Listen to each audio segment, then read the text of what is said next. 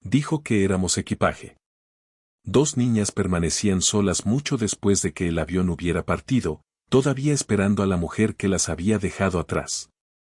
Entonces, un hombre con un abrigo hecho a la medida se detuvo, miró hacia atrás y comprendió que aquello no había sido un error. Lo que hizo después captó la atención de todo el aeropuerto. Antes de continuar, cuéntenos desde dónde están viendo esta historia. Nos llena de alegría compartir estos momentos con personas de todo el mundo. Ustedes son el corazón de nuestras historias. Disfruten el video. La tormenta llegó a Chicago poco después de las 7, y el aeropuerto OR se la tragó como se tragaba todo lo demás. Los paneles de retrasos parpadeaban en color naranja a lo largo del pasillo C.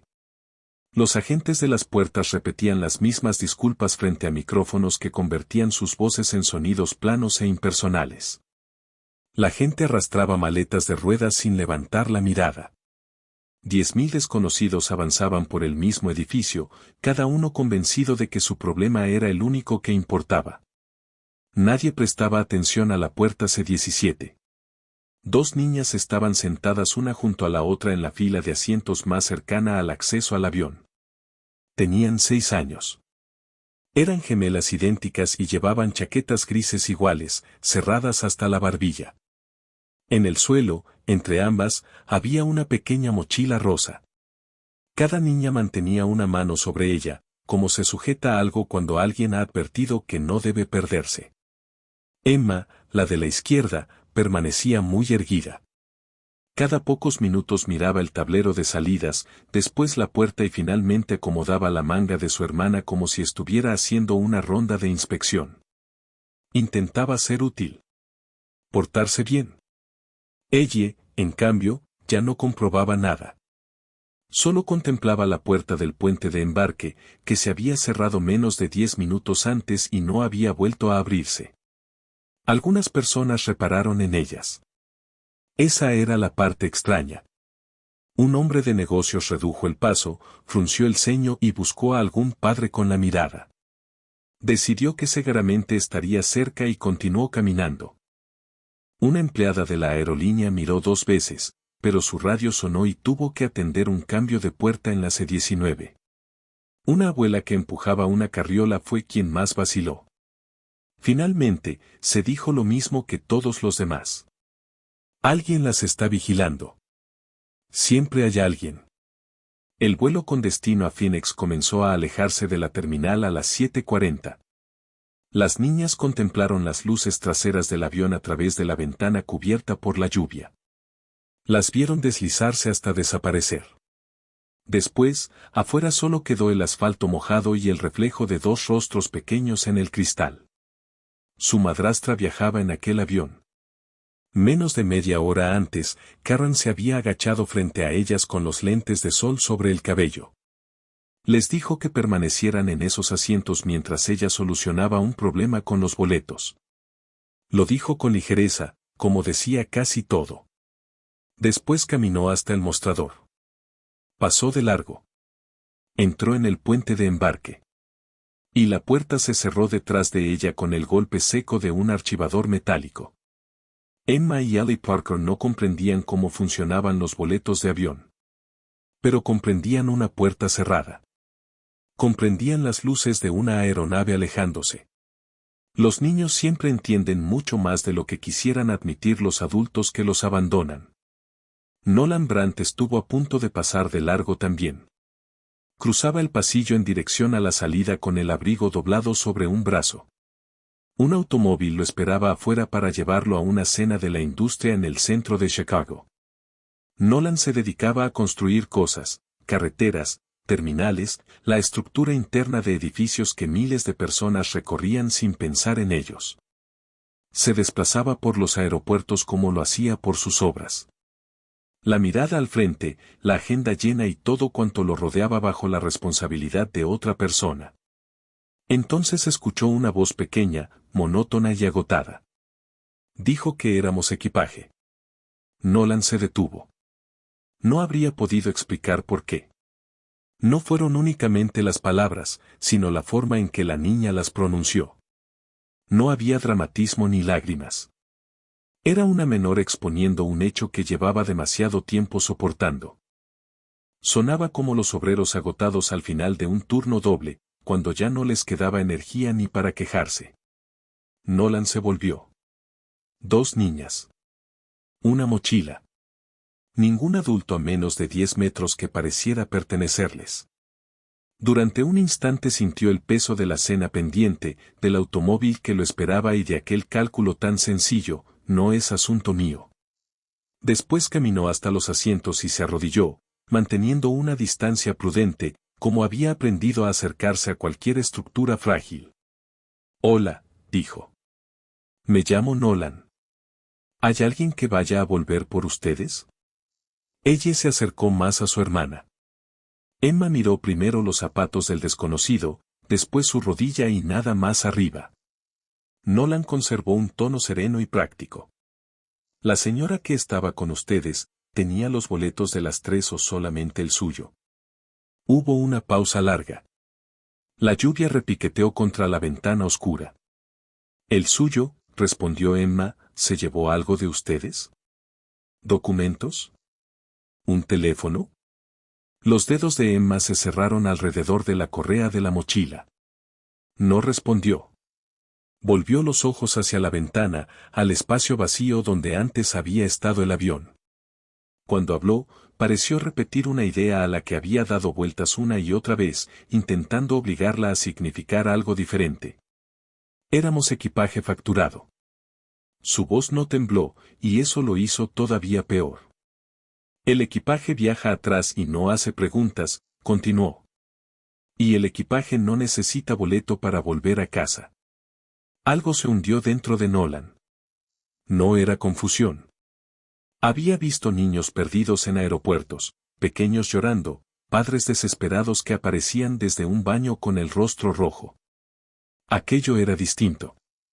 Era un lenguaje aprendido. Alguien se había tomado el tiempo de enseñarles a esas niñas lo que valían. Había elegido las palabras con cuidado y después había cruzado un puente de embarque, permitiendo que una puerta se cerrara detrás de ella. Sobre el mostrador, el estado del vuelo 2214 cambió de embarcando a despegó. Un segundo más tarde, los altavoces chisporrotearon con otro anuncio. Se cortaron con un golpe electrónico que hizo estremecerse a ella. Emma ni siquiera parpadeó. Levantó la mochila rosa del suelo, la colocó sobre sus piernas y la abrazó como si fuera lo último en el mundo que aún le pertenecía. El equipaje no puede regresar, susurró. Nolan miró la puerta cerrada y después los 2 pequeños rostros. Comprendió que su cena había terminado. Y que algo mucho más grande que su cena acababa de empezar. Nolan no levantó a las niñas en brazos. Tampoco tomó sus manos para conducirlas a otro sitio. 20 años trabajando en obras le habían enseñado que, cuando algo era inestable, no se sujetaba bruscamente. Primero se aseguraba el área y luego se llamaba a las personas capacitadas. Se puso de pie, mantuvo la voz tranquila y señaló el mostrador de la aerolínea, situado a unos 10 metros. Había buena iluminación y 3 empleados visibles. Voy a caminar hasta allá para pedir ayuda. Podrán verme todo el tiempo. No iré a ningún lugar desde el que no puedan verme. Emma siguió cada uno de sus pasos sin pestañear. En el mostrador, Nolan no levantó la voz, pero tampoco suavizó lo que ocurría. Hay 2 menores sin acompañante en la puerta C-17. La adulta que estaba con ellas abordó el vuelo a Phoenix y las dejó aquí. Necesito a un supervisor y a seguridad del aeropuerto ahora, no cuando terminen de cerrar la puerta. Algo en su manera de decirlo hizo que la gente se moviera. En pocos minutos llegaron un supervisor, un agente uniformado que conservó una distancia respetuosa y una mujer con chaleco amarillo de operaciones llamada Renata Vázquez. Renata miró una sola vez a las niñas y tomó una decisión importante: reducir la velocidad de todo, no acelerarla. Nolan se ocupó de las cosas pequeñas porque las cosas pequeñas eran lo que mejor entendía. Compró 2 botellas de agua en un kiosco. En vez de entregárselas directamente, las dejó sobre el asiento para que ellas decidieran si querían tomarlas. Preguntó si había alguna manta en el armario de la aerolínea.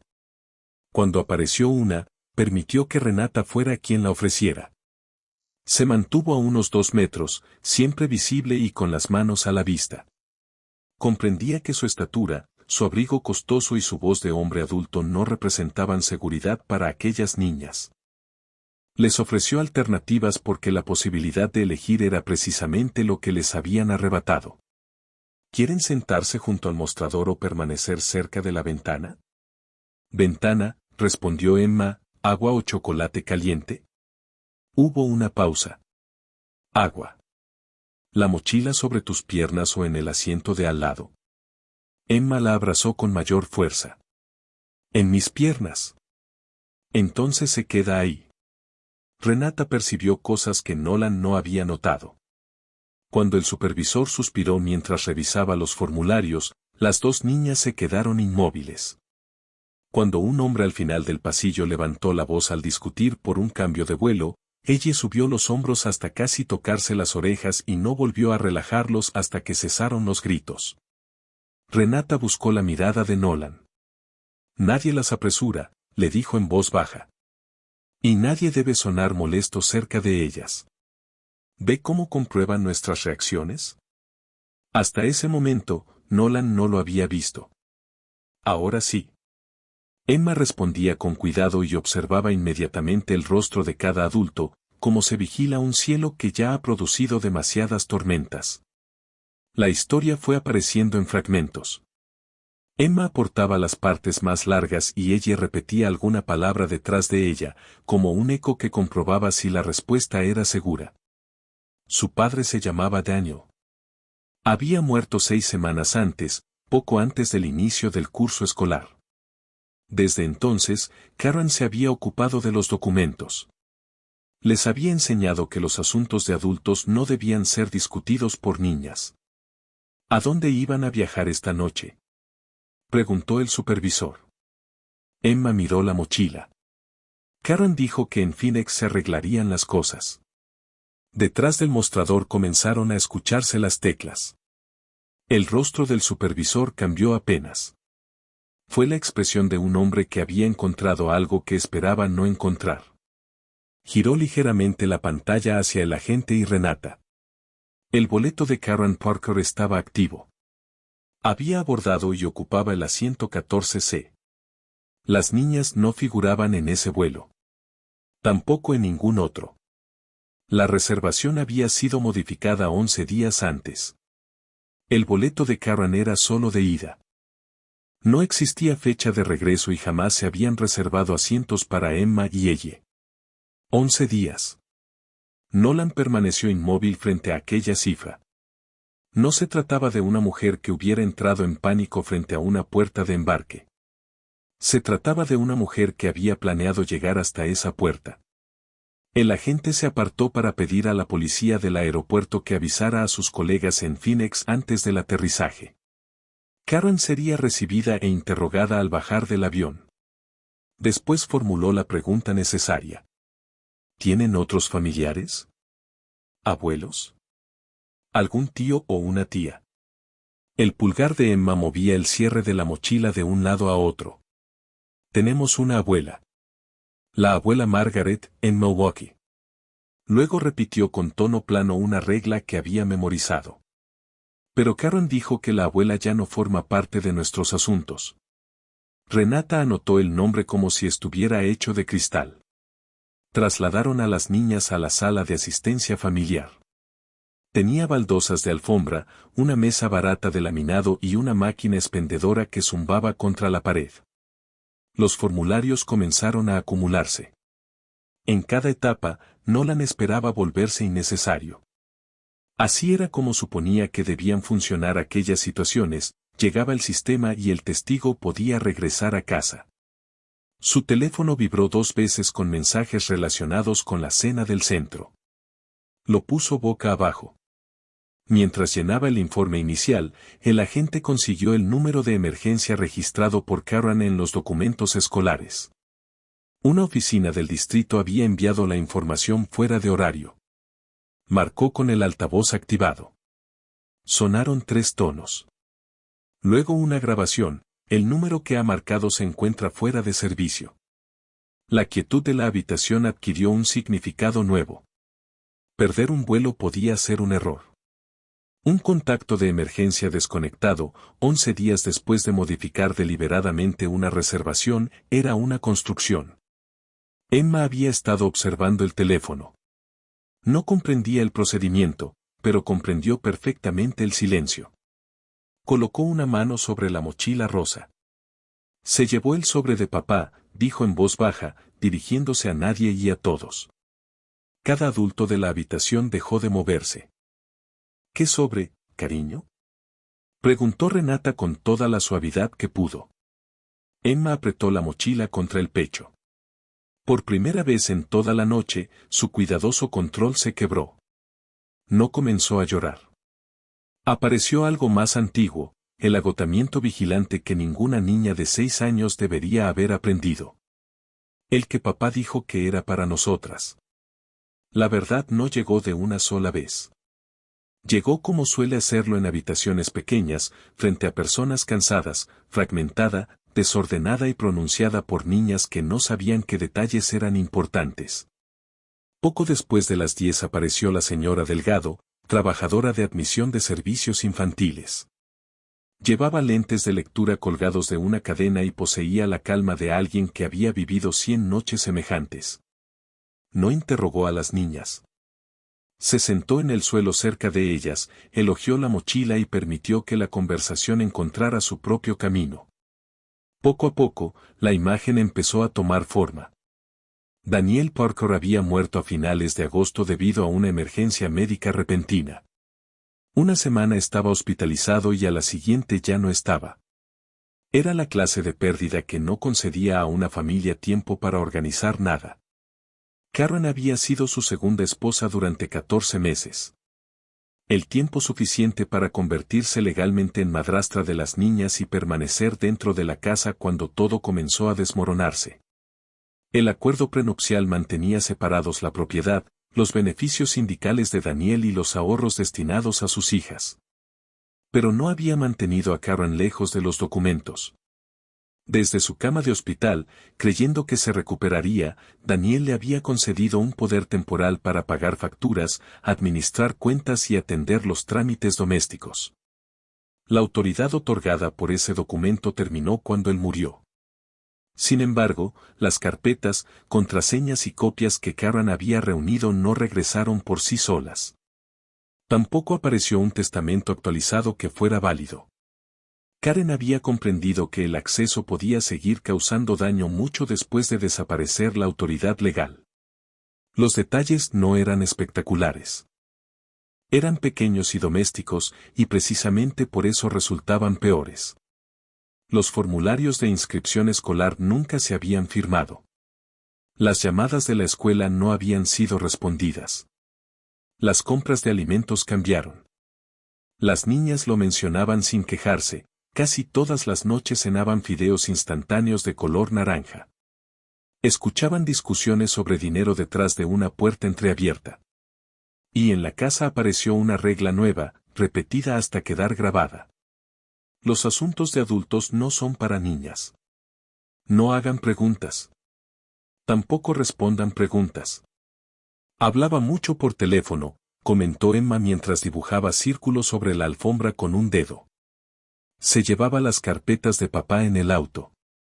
Algunas volvían y otras no.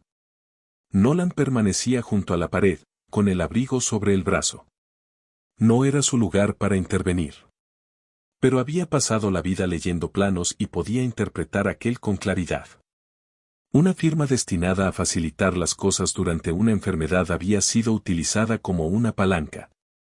Cuentas modificadas antes de la muerte de Daniel. Documentos retenidos después. Y una abuela de Milwaukee eliminada de cada canal de comunicación. Esa era la pieza que todavía no encajaba.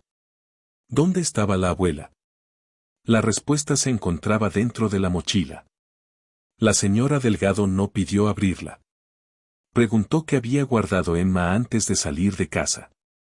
Después de pensarlo durante un largo momento, La niña abrió el cierre por voluntad propia y colocó cada objeto sobre la alfombra, como pruebas que hubiera estado conservando para un juicio que sabía que algún día llegaría. Un suéter del tamaño de ella. Un conejo de peluche con una oreja desgastada de tanto sujetarla. Un paquete de galletas saladas. Un dibujo de 4 personas, una de ellas rodeada cuidadosamente con crayón negro. Y en el fondo, plana y protegida, una tarjeta de condolencias color crema con un lirio en la portada. Emma la había tomado de la mesa durante el funeral de su padre. Dentro había un mensaje escrito por una mujer que llevaba 30 años firmando boletas escolares.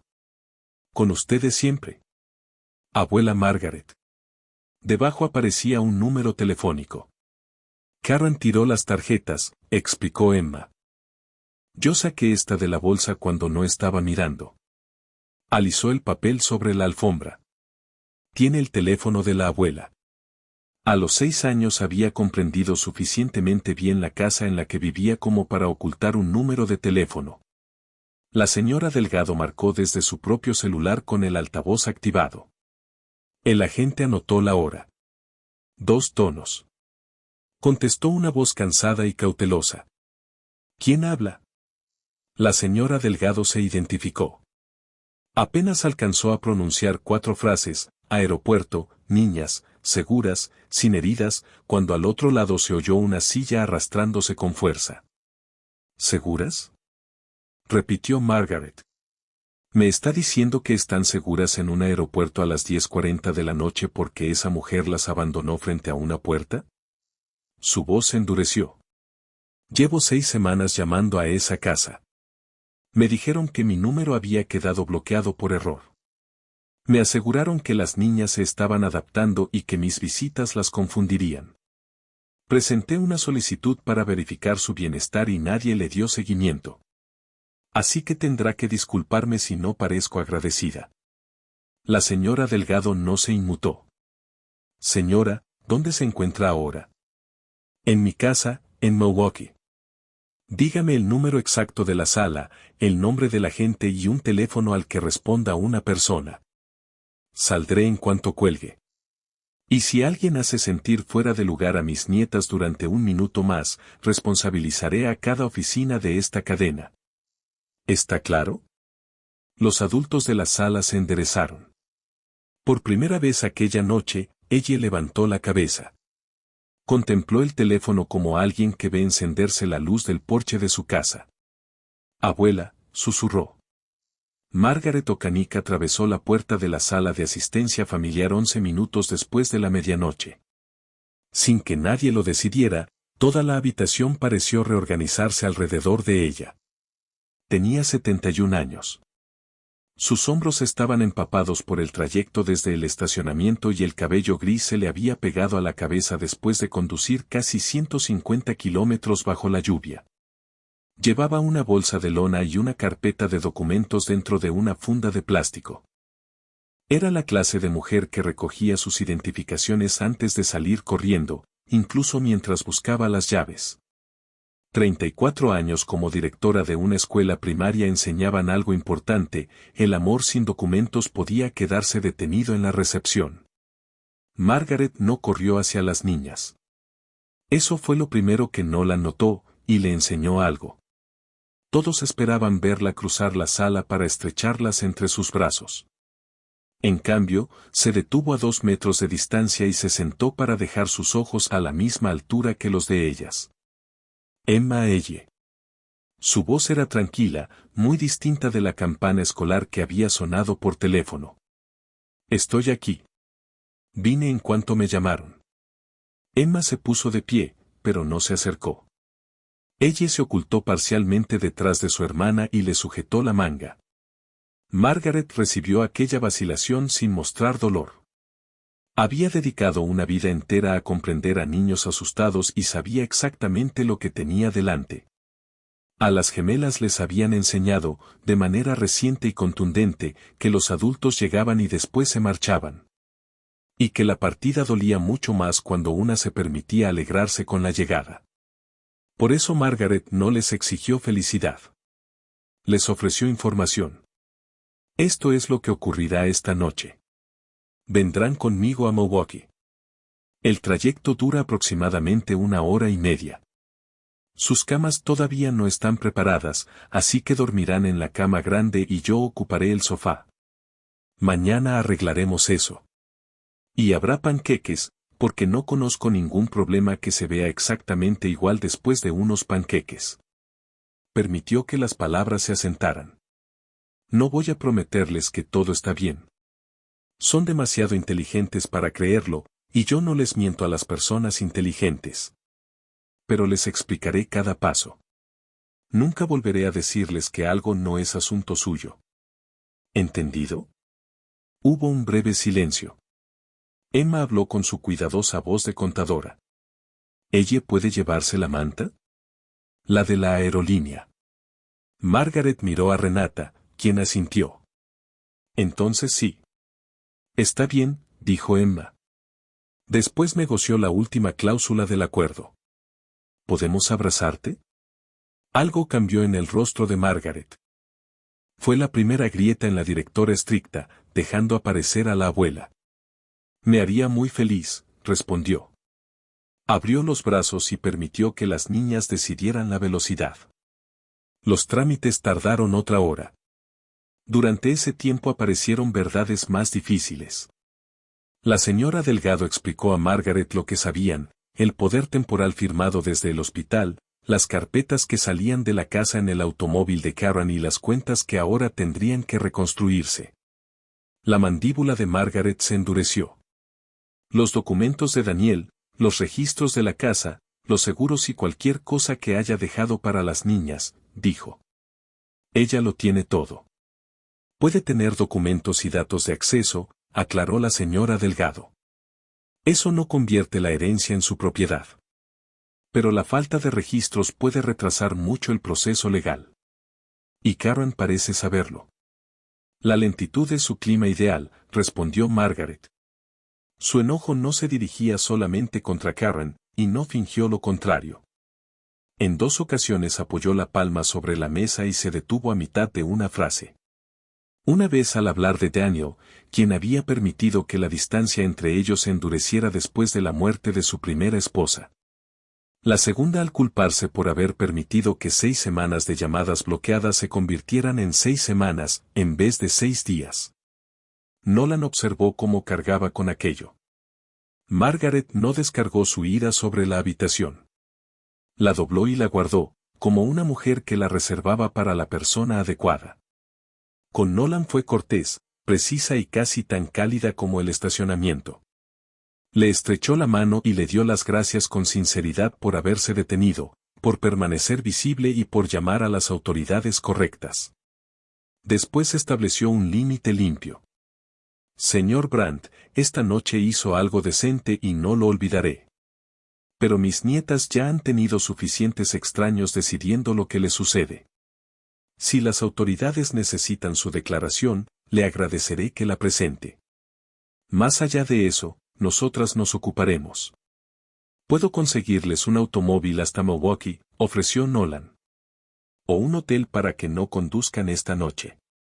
Margaret rechazó ambas posibilidades con educación y por completo.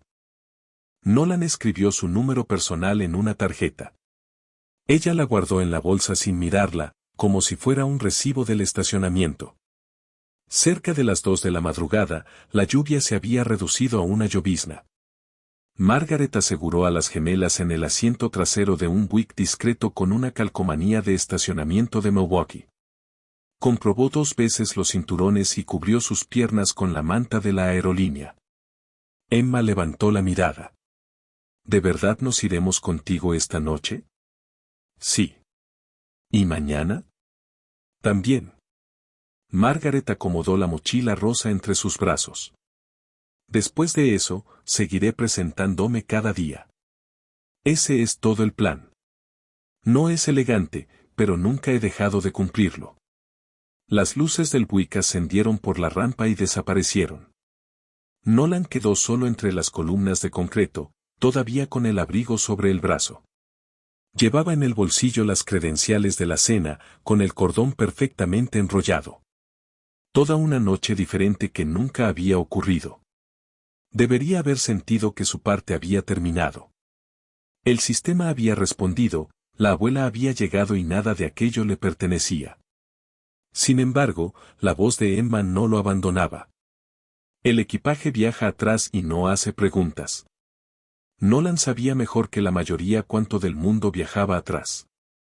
Había construido su empresa sobre ello. Volvió al trabajo porque era lo que sabía hacer.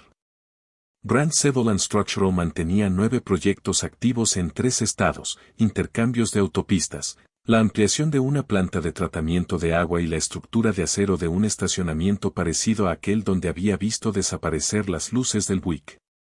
Durante una semana asistió a reuniones, revisó informes y firmó todo lo necesario. Mientras tanto, la frase de una niña de 6 años permanecía dentro de su cabeza como una piedra en el zapato. El equipaje viaja atrás y no hace preguntas. Todavía no era culpa. Era una frase buscando una dirección propia. Nolan se ofreció una explicación práctica. La declaración prometida quizá requeriría contexto. Además, resultaba razonable averiguar si Daniel había trabajado alguna vez dentro del sistema de Brandt. Pidió al departamento jurídico revisar únicamente aquello que la compañía podía verificar legalmente, licencias públicas, directorios sindicales y archivos de nóminas certificadas correspondientes a proyectos estatales. La respuesta llegó en 2 partes. Juntas cambiaron la forma en que Nolan entendía su propia vida. Daniel Parker tenía 41 años cuando murió. Había trabajado 19 años como obrero siderúrgico sindicalizado y acabador de concreto. Los registros confirmaban su oficio y sus certificaciones especializadas de seguridad. Los archivos de Brandt contenían su nombre en 4 proyectos distribuidos a lo largo de 11 años. 2 mediante subcontratistas habituales y otros 2 dentro de acuerdos laborales conjuntos. Daniel Parker casi con certeza había caminado sobre terrenos preparados por la compañía de Nolan. Había vertido plataformas aprobadas por sus ingenieros. Incluso podía haber atravesado con botas de trabajo el mismo pasillo donde después abandonarían a sus hijas como equipaje sin reclamar. Nolan contempló aquellas 2 hojas durante mucho tiempo. La sorpresa no era haber conocido a Daniel. No lo había conocido. Esa era precisamente la sorpresa. 19 años, 4 proyectos, y Daniel había pasado por su mundo como pasaban miles de trabajadores, una partida de mano de obra, una estadística de seguridad que debía mantenerse favorable, un riesgo para el calendario que debía gestionarse, un casco dentro de una fotografía de progreso. Nolan podía indicar la tolerancia de carga de cada viga de sus obras. No podía mencionar el nombre de un solo hombre que hubiera atado las varillas de acero. Después comenzó a verlo en todas partes, como ocurre con una palabra nueva una vez que se aprende. Durante una reunión presupuestaria observó cómo reducían 4% una partida llamada contingencia de personal. Por primera vez comprendió que ese recorte tenía un rostro. En una visita a Rackford se apoyó en la barandilla de una plataforma a medio construir y observó a los equipos trabajando abajo. Empezó a hacer cálculos que nunca se le habían ocurrido. ¿Cuántos de esos hombres tenían testamento? ¿Cuántos conservaban formularios de beneficiarios sin actualizar desde hacía 10 años? ¿Cuántos habían dejado en un cajón una firma que la persona equivocada podía utilizar como palanca? Los hombres que construían el mundo visible eran, comprendió, quienes más posibilidades tenían de dejar detrás un desastre invisible. Viudas, hijos y abuelas enfrentándose a trámites redactados en un idioma que nadie les había enseñado. Mientras tanto, personas como Nolan disponían de un piso entero de abogados con la misma naturalidad con que otras familias tenían un cajón lleno de objetos variados. Él no había creado aquella desigualdad. Pero había prosperado cómodamente dentro de ella durante 20 años. Y una comodidad de ese tipo era también una forma de autoría. Un jueves por la tarde llamó a Margaret. Habló con franqueza porque sabía que ella detectaría cualquier otra cosa. Señora O'Canick, soy Nolan Brandt. Quiero ser directo. Por las preguntas relacionadas con la herencia, revisé registros públicos y nuestros archivos de proyectos.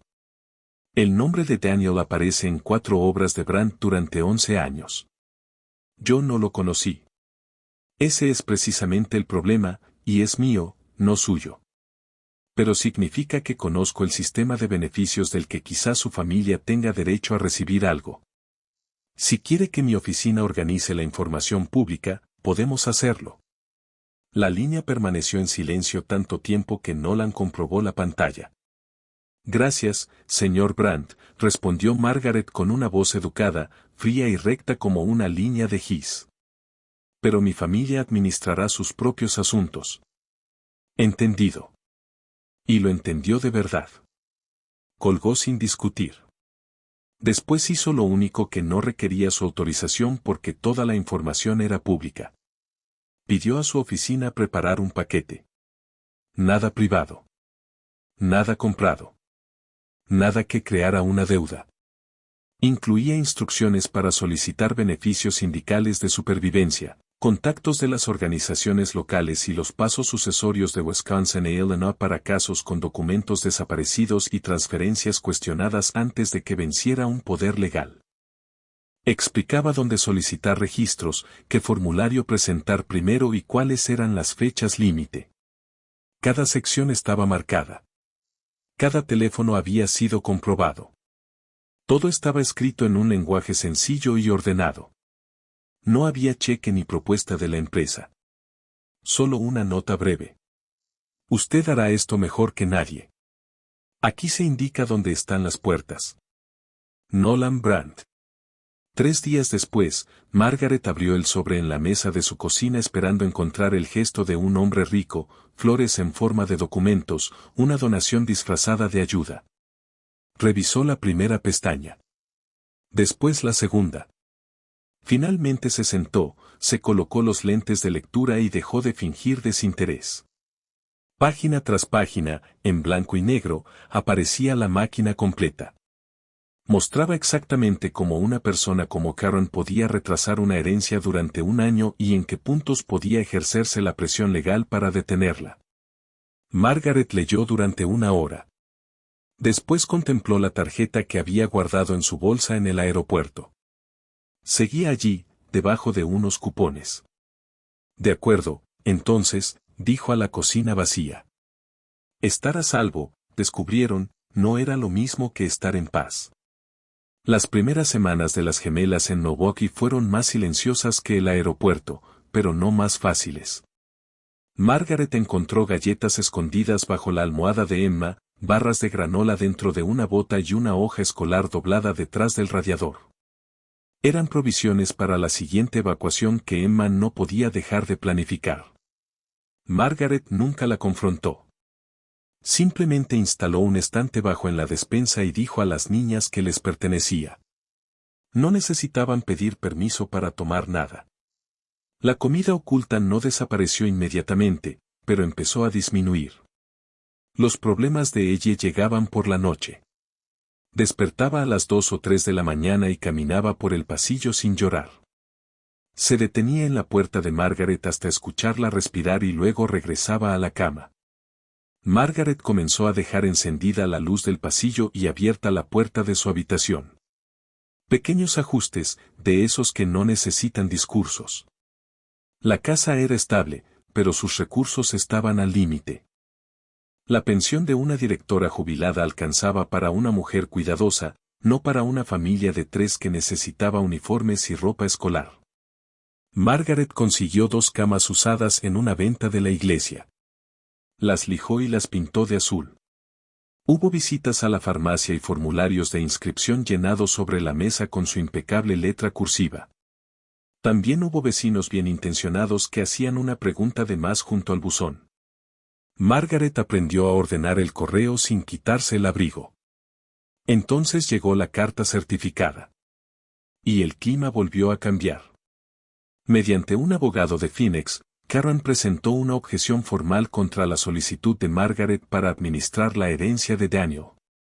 Su abogado afirmaba que el poder temporal le concedía derechos sobre los documentos y las cuentas que supuestamente había gestionado de buena fe. Solicitó aplazamientos. Solicitó documentos. Volvió a pedir archivos que ya habían sido entregados. Pidió, con una cortesía venenosa, todo aquello que podía transformar un proceso de meses en una lucha de un año. Detrás del lenguaje jurídico había una segunda cosa. La fotocopia de una carta de 5 años atrás, emitida por un programa ambulatorio de salud mental después de la muerte de Anne, la madre de las gemelas y la hija de Margaret. Durante un tiempo, Margaret se había derrumbado. Las niñas eran bebés y no podían recordar aquella época que cambió la casa.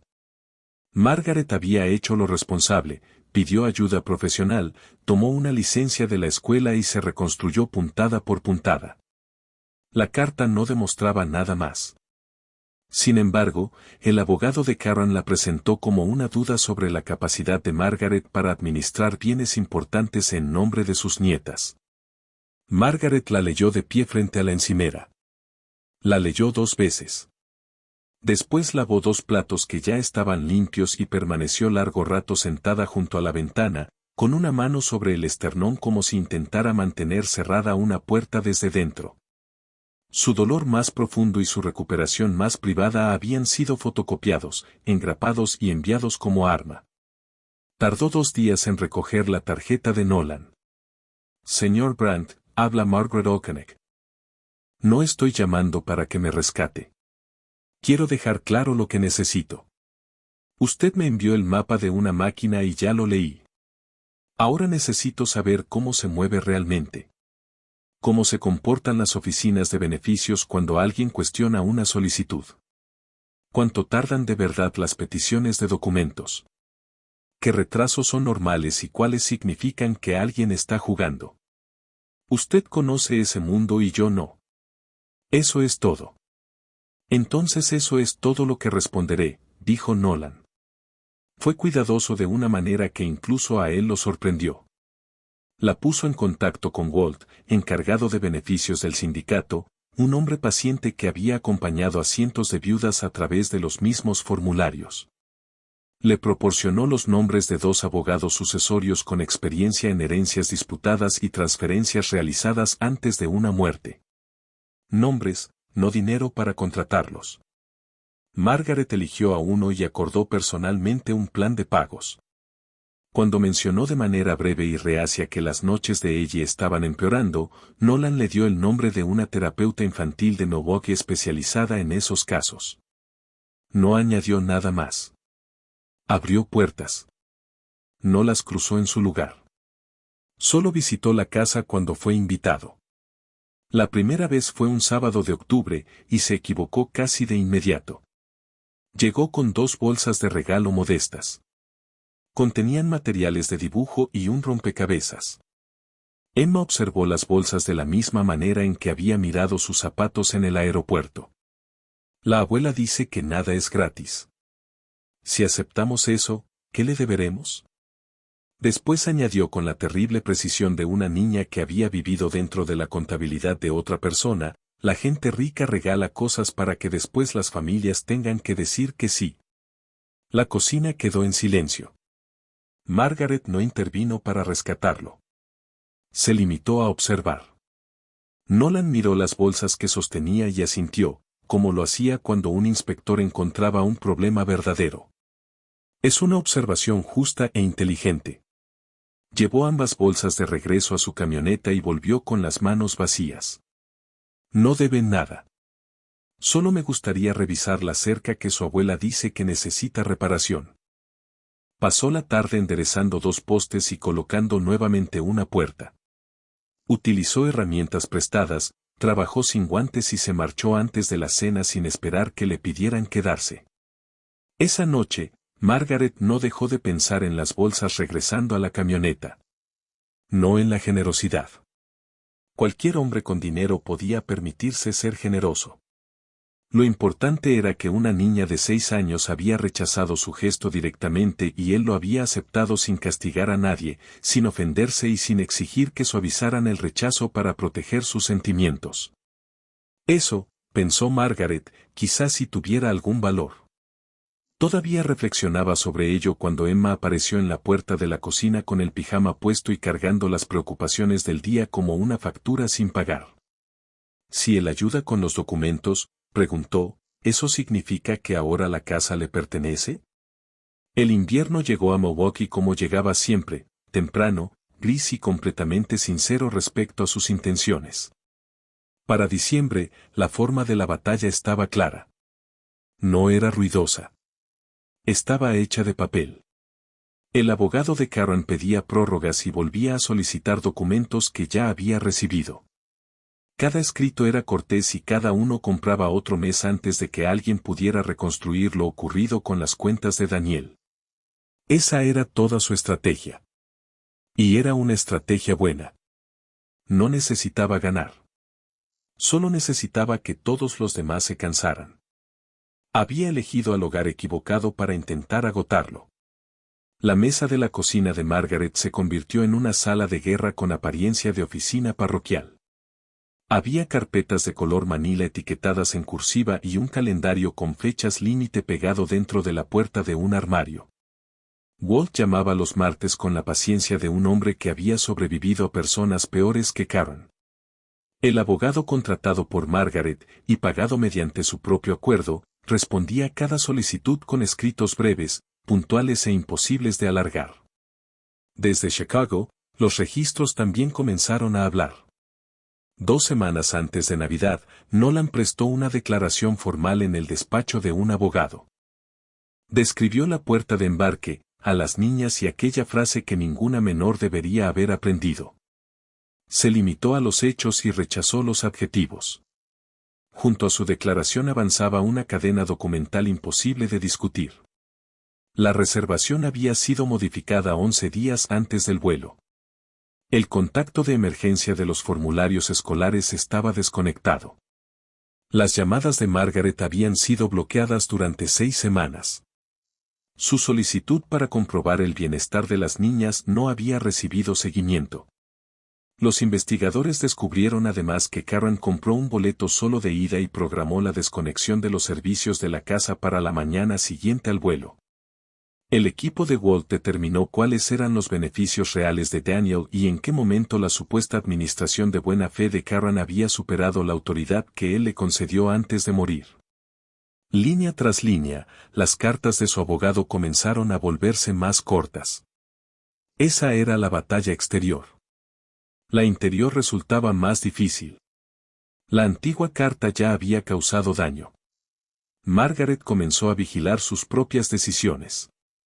Vaciló antes de concertar la terapia para ella, preguntándose cómo se vería en el informe de otro desconocido. Una noche se lo dijo a Nolan por teléfono. Fue lo más cerca que había estado de entregarle algo verdaderamente privado. Hace 5 años me derrumbé e hice lo correcto para recuperarme. Desde entonces he sentido una especie de vergüenza por haber hecho lo correcto.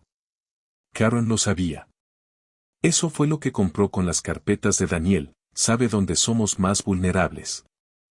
La carta dice que buscó ayuda y regresó al trabajo hasta jubilarse, respondió Nolan. Cualquier inspector en quien yo confíe lo llamaría una prueba de carga superada. Margaret guardó silencio. Es un cumplido extraño, señor Brandt. Es la clase de cumplido que sé dar. Nolan también estaba realizando su propio trabajo interior sin contárselo a nadie. And Brandt Civil and Structural, sin comunicados de prensa, el manual para empleados incorporó una nueva sección. La compañía creó una oficina de transición familiar para los casos en que muriera un trabajador. Un único número telefónico atendido por una persona real. Ayuda con beneficios, documentos y referencias para la viuda, la madre o la abuela que se encontrara al otro lado de la peor semana de su vida. El director financiero preguntó cuál sería el retorno de aquella inversión. Menos familias abandonadas frente a una puerta, respondió Nolan. Y aprobó personalmente el presupuesto. En enero llegó la revisión obligatoria de la tutela temporal de Margaret. Una evaluadora de bienestar infantil nombrada por el tribunal visitó la casa para comprobar cómo vivían las niñas y recomendar si la tutela debía volverse permanente. La disputa por la herencia continuaba en otro tribunal. Aquella evaluación era rutinaria. No se sentía rutinaria. Parecía que varios desconocidos estaban calificando su cocina. La sala se llenó de adultos, la evaluadora, el abogado de Margaret, la propia Margaret y Nolan. Él había viajado a Milwaukee por invitación de ella para llevar cajas destinadas a una campaña escolar de invierno. No eran regalos para las gemelas, sino una donación aprobada previamente por la directora. La evaluadora llegó antes de la hora prevista y Nolan se dispuso a marcharse. Margaret pidió que permaneciera como persona de apoyo. La evaluadora aceptó con la condición de que solo hablara si se dirigían directamente a él. Emma se cerró frente a todos. Nolan vio cómo ocurría. La espalda recta. Las manos juntas. Los ojos enfocados en un punto lejano. Era la postura del aeropuerto. Portarse bien. Convertirse en equipaje. Nolan no pronunció ningún discurso. Levantó su silla, la trasladó hasta la pared junto al librero y se sentó fuera del círculo. Utilizó el mobiliario para dejar claro que él no tomaba ninguna decisión en aquella casa. La evaluadora lo anotó. Margaret respondió por sí misma cada pregunta relacionada con el hogar. Cerca del final, la evaluadora bajó el portapapeles y se dirigió a Emma con delicadeza. ¿Puedo preguntarte algo? ¿Qué te ayuda a creer que un adulto dice la verdad? La habitación se quedó inmóvil. Emma miró a su abuela. Después al hombre sentado junto al librero. Finalmente contempló sus propias manos. Cuando cuentan la misma historia dos veces y no cambia. Nadie se movió durante unos segundos.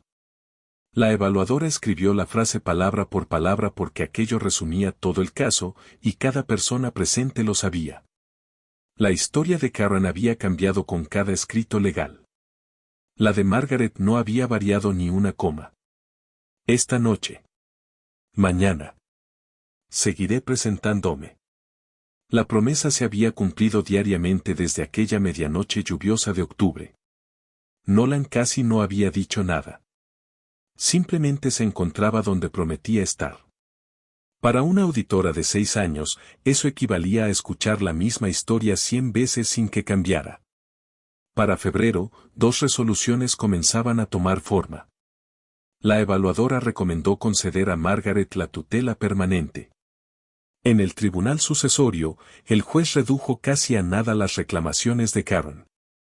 Los beneficios de Daniel y los fondos restantes de la herencia fueron transferidos a cuentas protegidas por el tribunal a nombre de las niñas. El peligro se estaba transformando en papeleo con una fecha de finalización. La recuperación siguió su propio calendario. Una noche, ella despertó de una pesadilla mientras Nolan todavía estaba en la casa ayudando a introducir las cajas para la escuela. La niña salió al pasillo medio dormida y buscó primero la manga de Margaret. Cuando la encontró, se aferró a ella. Después, sin abrir los ojos, extendió la otra mano y tomó la de Nolan. Para su tercera primavera en Milwaukee, Emma y Ellie Parker tenían 9 años. El tiempo se había convertido en 2 dientes caídos, una muñeca fracturada en una colina para trineos, 4 tallas distintas de zapatos y 1000 desayunos comunes en una cocina donde ya no era necesario dejar encendida la luz del pasillo. La recuperación podía verse donde de verdad habitaba, en el comportamiento, no en los discursos. Ella dormía toda la noche desde hacía mucho tiempo.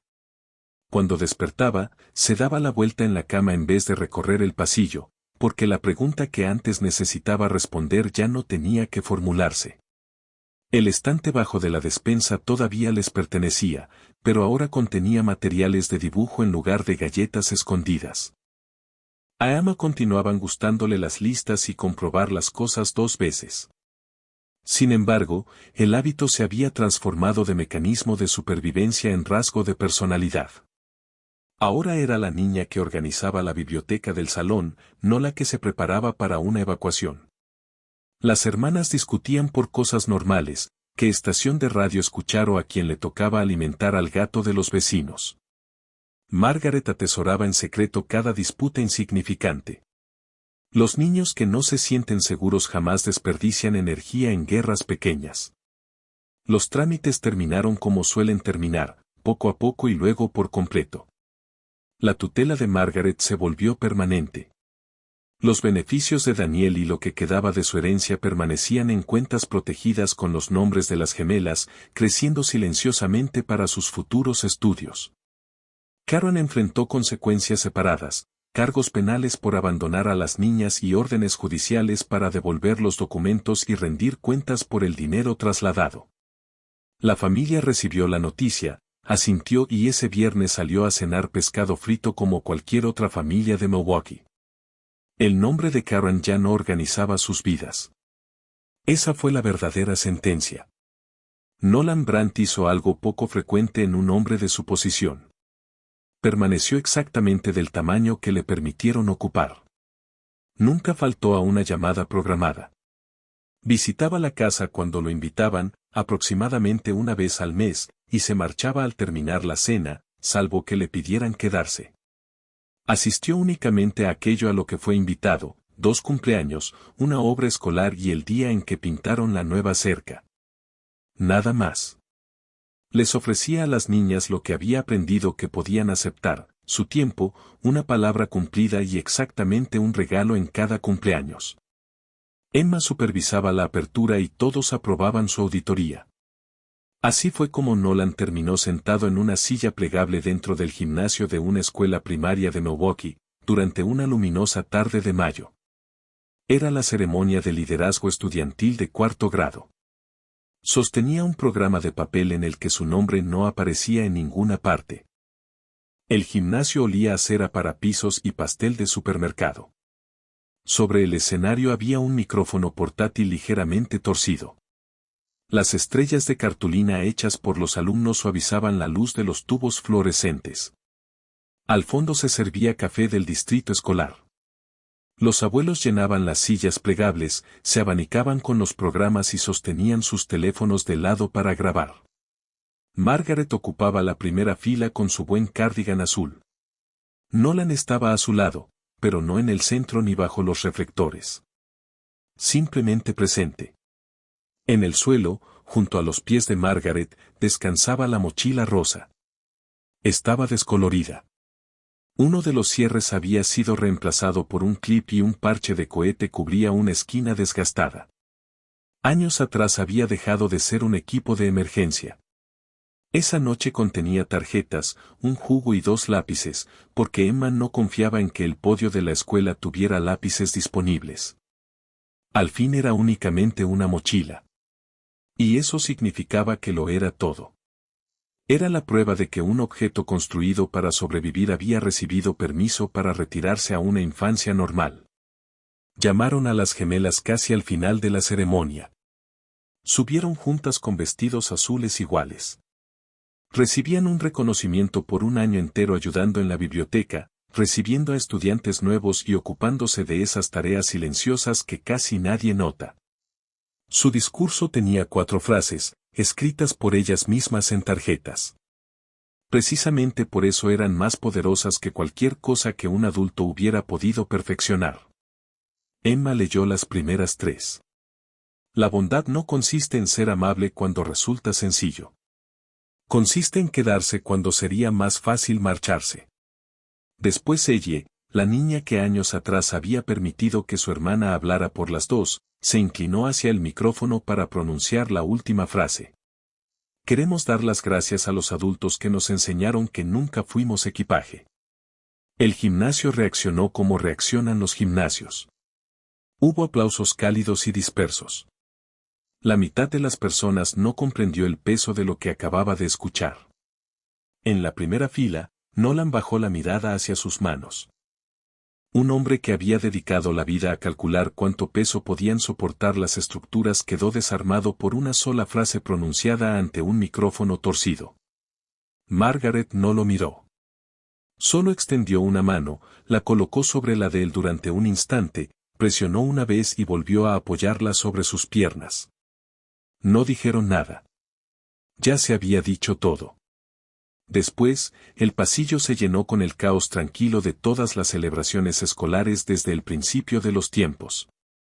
Había acuarelas infantiles pegadas en filas desiguales, medio pastel desapareciendo con rapidez, ponche de frutas, vasos de papel y familias buscando sus abrigos. Emma sostenía el certificado con las dos manos y lo revisaba periódicamente, como revisaba todas las cosas. Ella apareció junto al codo de Nolan hablando sin vacilar. Ya no quedaba rastro de duda en ella. ¿Puedes cargar la mochila? Quiero sostener el certificado de Emma y la mano de la abuela al mismo tiempo. Solo tengo dos manos. Ese sí es un verdadero problema de ingeniería, respondió Nolan. Tomó la mochila. Y esa fue la imagen final. Si alguien hubiera estado observando, habría visto a una antigua directora y a un constructor caminando lentamente por un pasillo cubierto de dibujos infantiles. Dos niñas avanzaban delante de ellos por sus propios medios. Y una pequeña mochila rosa se balanceaba con ligereza desde una mano grande y cuidadosa. El pasado seguía acompañándolos, como siempre lo hace. Pero nadie tenía que cargarlo a solas. Ya no, y aquí termina esta historia. Esta obra es ficticia y fue creada con fines de entretenimiento y narración. Sin embargo, incluso la ficción puede acercarnos a verdades muy reales. A veces, las heridas más profundas nacen cuando alguien nos hace sentir que no somos deseados.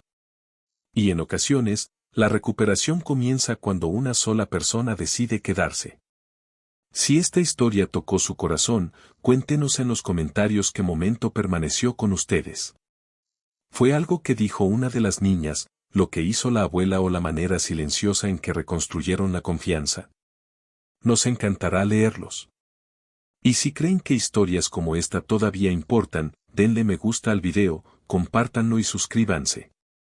Su apoyo nos permite seguir trayendo relatos emotivos e inspiradores a este canal. Pueden ver el siguiente video en la pantalla final o abrir nuestra lista de reproducción para descubrir más historias que nos recuerdan que la bondad aún posee el poder de cambiar una vida. Gracias por compartir este tiempo con nosotros.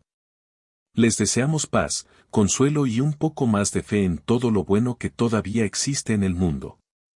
Nos veremos nuevamente en la próxima historia.